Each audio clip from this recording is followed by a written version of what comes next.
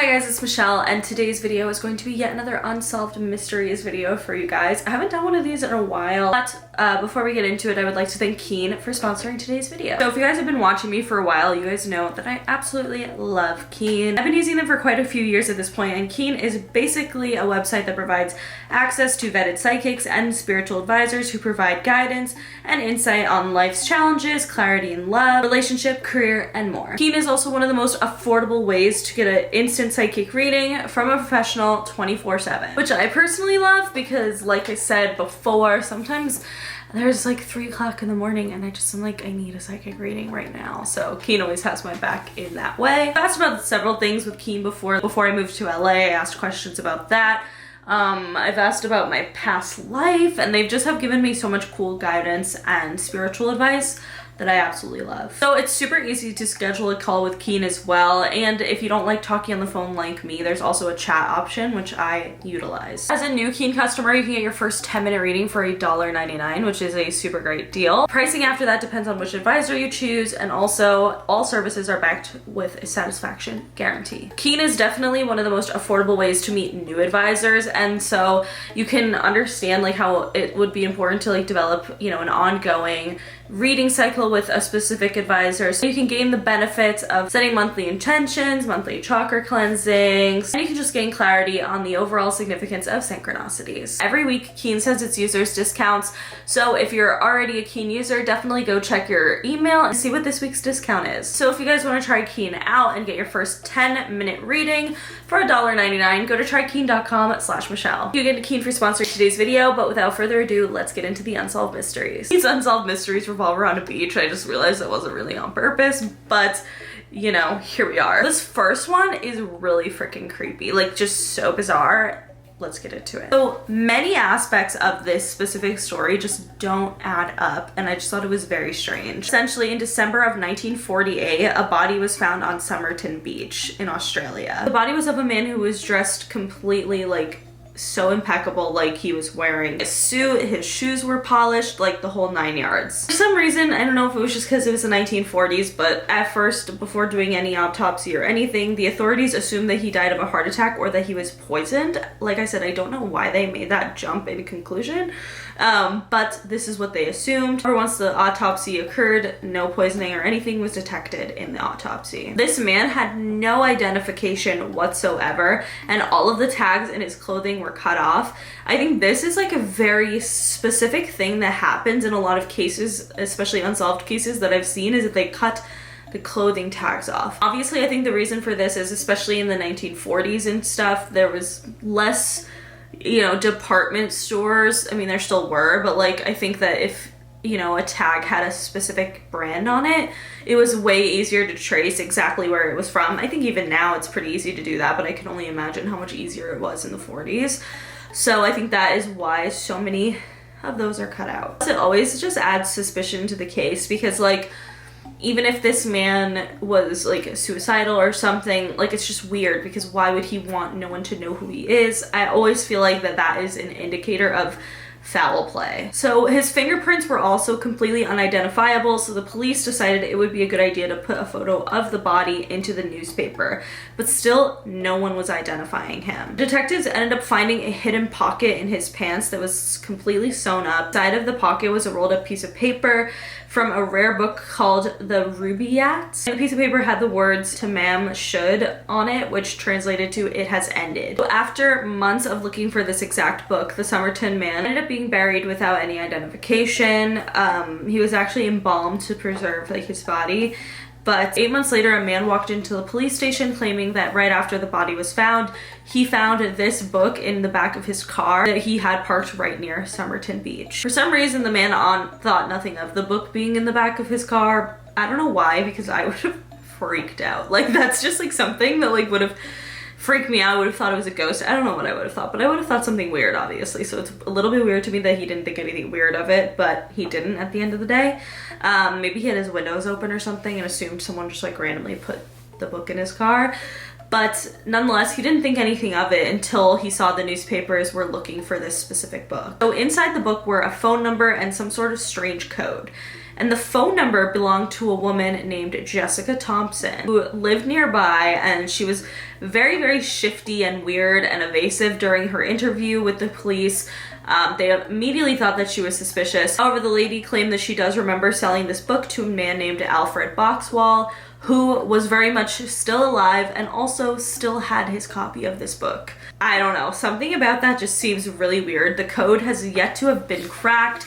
There are plenty of theories online, but like, I just think that that is so bizarre. And I feel like maybe a lot of people have this theory as well, that the girl, Jessica Thompson, had something to do with it or knew this man in some way. I mean, your phone number doesn't just end up in some dead man's book. Like, that's a little sus, obviously. But then also I feel like maybe the car owner had something to do with it as well, because this book ended up in his car, so who knows. I really don't enjoy that, but I do think that it was pretty interesting overall, because I have heard this story a lot. I just thought this case was super interesting, and I feel like if you guys have any theories about the code, I would love to read them, and I would love to hear your theories in general about what you guys think this case could be. Personally, I think the woman obviously had something to do with it. Why was her phone number in the book? The fucking guy who she did sell the book to, like, still had his copy of the book, like, so it's not that copy, so like, why would her number be there? You know, I just really feel like she had something to do with it. What do you guys think though? The next unsolved mystery also has to do with the beach, but essentially on July 26th of 1974, a 12-year-old girl named Leslie Metcalf was returning from the beach with her family from Provincetown in Massachusetts. Basically, apparently like a local dog had followed them. She was like hanging out with the dog, but it took off barking.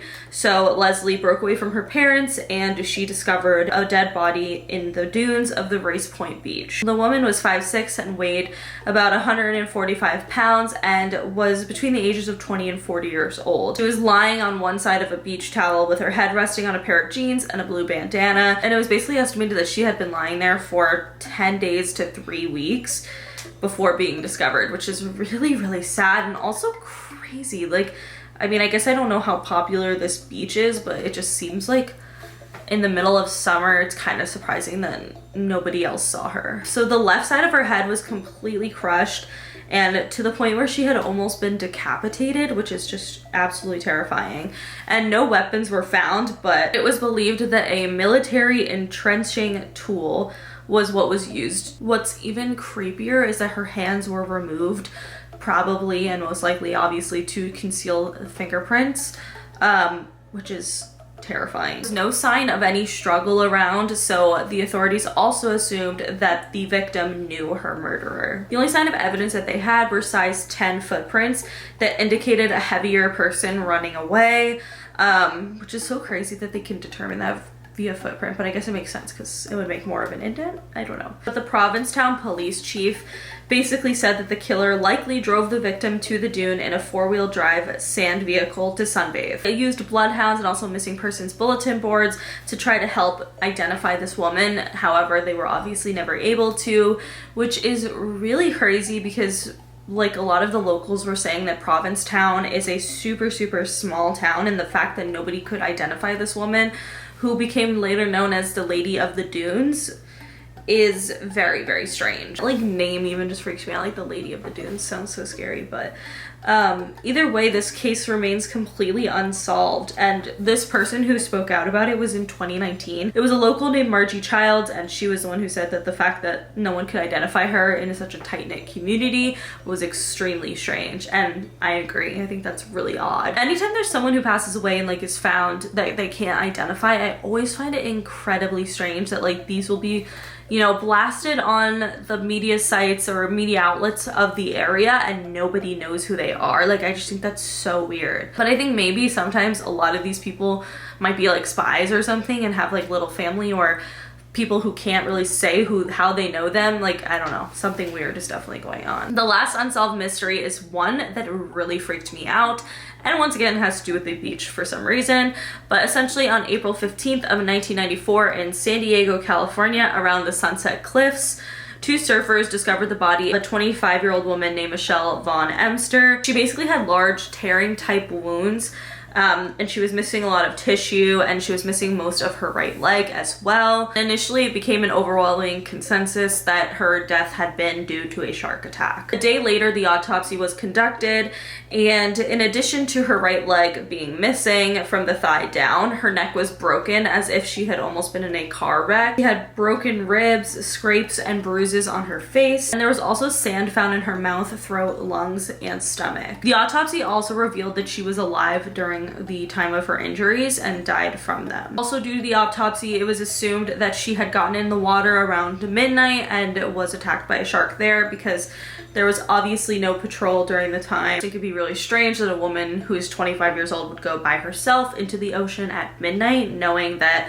typically that's when sharks do attack if they were to. But nonetheless, the autopsy essentially ruled that this was a shark attack. However, many people disagree with this, and I'm definitely one of them. I don't know anything about shark attacks, but I feel like it doesn't add up. Basically, many shark behavioral experts believe that this wasn't a shark attack, including a man named Ralph Coulier, who was the leading expert in the Pacific Coast white shark behavior and ecology. He basically said that after seeing the body that, quote, "When a shark bites off part of a limb, the break is clean, almost like you put it on a table saw. What remained of the woman's femur was anything but.